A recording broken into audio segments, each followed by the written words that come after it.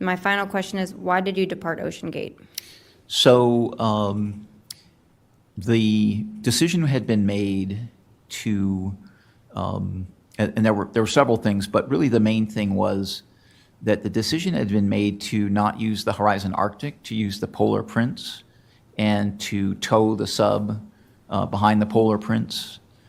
And it would require, when we were on the ship in 2021 and 2022, there was constant work, almost 24/7, except when they were diving on the sub, some kind of maintenance or troubleshooting. And we worked very hard on trying to keep things as best we could. And so this would have required us to work on the platform either while it was being towed or while we were, we were anchored or in position. And the seas are, 1 to 5 meter seas, and the platform bobs up and down, and I just did not see that I could do that. That was former OceanGate Engineering Director Phil Brooks revealing why he eventually left Stockton Rush's pet project.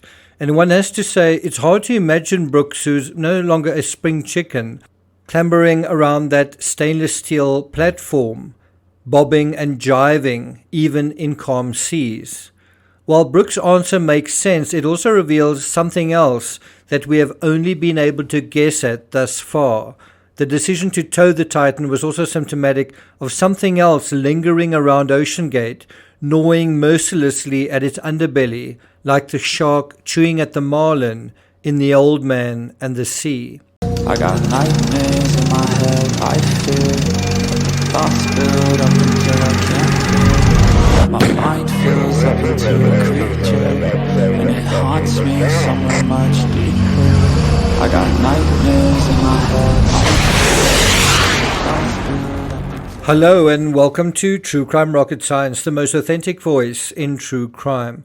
In this analysis, I'm going to show you very clearly some of the differences between good due diligence in terms of maintaining a submersible, the design of a submersible, and also an actual in the sea, I don't want to say on the ground, but basically hands-on sort of situation that someone called Arnie Wiseman witnessed. He also took a photo of this incident.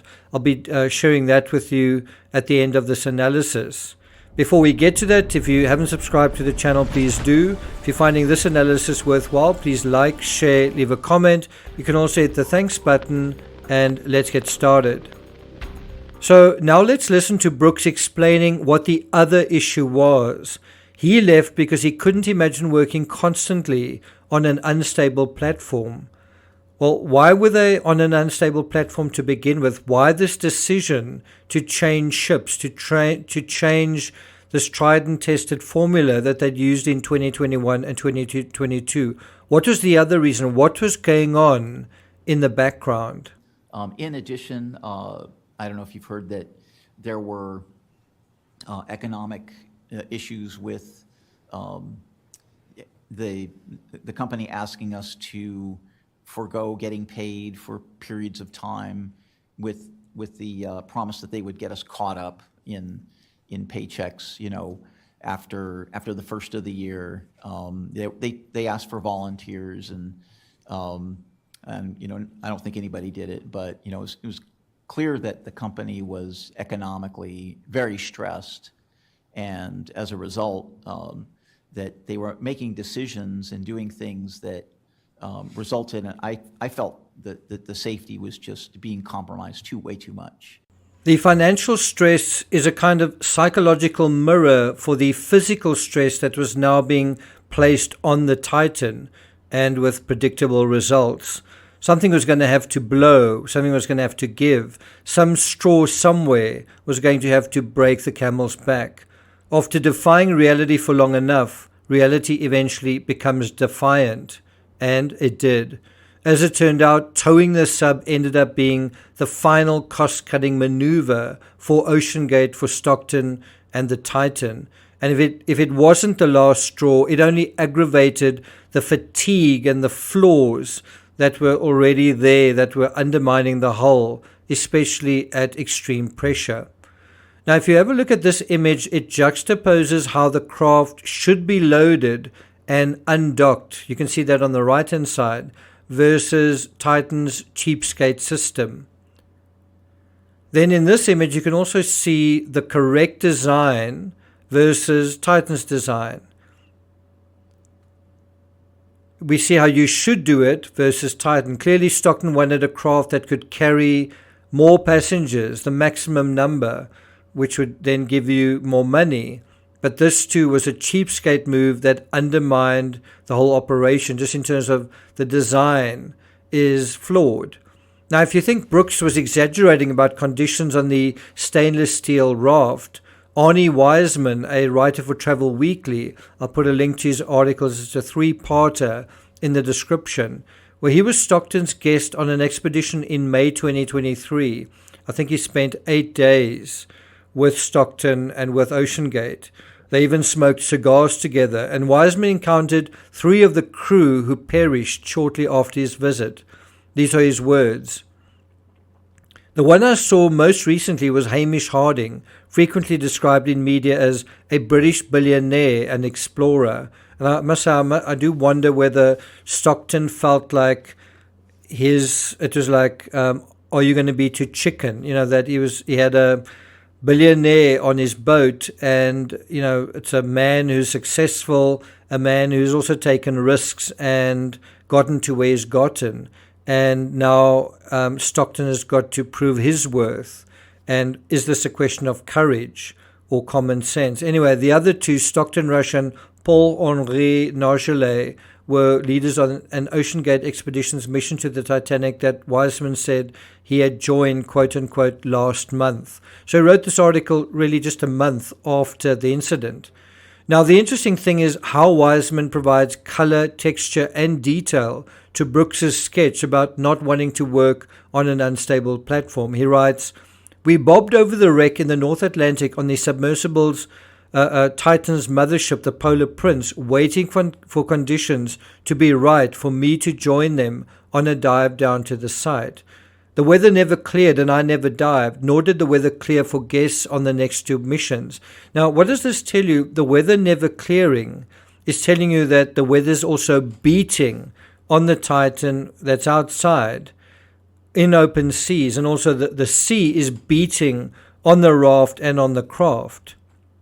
Anyway, he goes on to say, as a result, the lost submersible was on its first dive of the 2023 season, a first that I once thought I could lay claim to. In part 3 of Wiseman's account, he describes the conditions in particularly useful detail. These are his words again. Wind, swells and fog, sometimes present, sometimes predicted, with the stated reasons dive days were cancelled on my trip with OceanGate in May. There's also a YouTuber that provided actual footage of chairs and tables literally going from one side of the a room in the ship to the other, almost like a classroom that is kind of not levitating, but certainly going out of horizontal into quite steep angles, and everything just kind of moving around. Again, you've got to only imagine what was going on with the Titan while that was going on inside the ship. Anyway, Wiseman goes on to say, when I was on board the support ship, the Polar Prince, and hoping to go down in the submersible, I sometimes wondered whether the submersible's readiness was also an unspoken but important consideration. Was he right? I think Wiseman's intuition turned out to be that of a wise man after all, don't you? And then there's this. On the 4th day of the mission, when the seas were most active and fog was the thickest, a near disaster for the sub and platform occurred. At the end of the rope that linked the stern of the ship to the platform, we saw that the front of the platform and the sub were underwater. In other words, the platform was basically like a stricken vessel, sinking, but when it wasn't supposed to, right? And also with the Titan strapped to it. Wiseman goes on to write, it wasn't clear why the platform was in trouble. A fishing buoy had been seen nearby, not clear who saw it, just prior to the problem. It was hypothesized that a line from it had gotten tangled in the platform and tipped the front down, and the part of the platform that should have held air had become flooded. Now, I think if that had happened, probably the line connecting the Titan to the towing vessel, that would have actually snapped. And that's not what happened. It's interesting that someone hypothesized that a fishing line got entangled on the platform, and one's got to wonder who made that hypothesis. I think it was probably Rush that made the suggestion, except that there's no evidence of this. The mystery of what happened to this platform, can we solve it? Because Wiseman goes on to write, no fishing line was discovered in the platform, though it may have done its damage and then untangled itself, according to Rush. Really? A net tangled itself so badly onto the platform, it then untangled itself, leaving no traces of itself. That doesn't seem likely. Let me tell you what I believe. I believe the platform was damaged by the sea, by being pounded day and night by the rough seas of the North Atlantic, after being dragged thousands of nautical miles. It could also have been bumped into the odd iceberg. Anyway, Wiseman goes on to write, the entire process of recovering the platform, which is kind of like half sinking, took more than half the day. When I asked how much jeopardy the sub was in, Rush joked, so a sub is underwater, why is that a problem? Of course, not to be mean, but because it was a very real problem, Rush went down into that very water and lost his life in it, along with 4 others. Why is that a problem? Well, that's what this Coast Guard hearing is all about. And what they'll find is likely to be that the captain of the Titan was basically just another incarnation of the captain of the Titanic. Like the Titanic, which sped through the Atlantic faster than it ought to have done, the Titan sailed rough seas on a rickety platform, rather than safely on board a proper support vessel. In both cases, both captains had an exaggerated confidence in their own abilities, as well as that of their own craft, and both paid a high price for their sheer arrogance. I'm not going to take it further than that. Thank you for listening, and I'll see you guys next time.